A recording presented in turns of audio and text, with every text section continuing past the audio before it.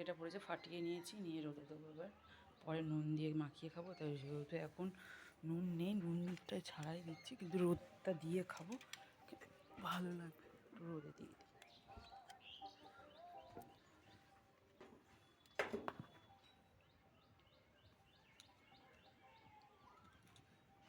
Heavy taste লাগবে খেতে। দেখো এভাবে ফাটিয়ে দিয়েছি। অসাম লাগবে। এর মধ্যে নুন দেব, ঠিক আছে, হলুদ দেব, তেল দেব, পারলে একটু চিনি দেবো, দিয়ে বেশ করে ও বসে বসে দুপুরবেলা খাবো। অসাম লাগে খেতে।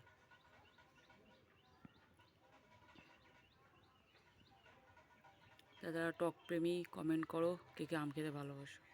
আমার তেঁতুল ভাল লাগে, নূর, আমড়া, তারপর কুল, তারপরে এরকম আম বেশ ভালোই লাগে খেতে।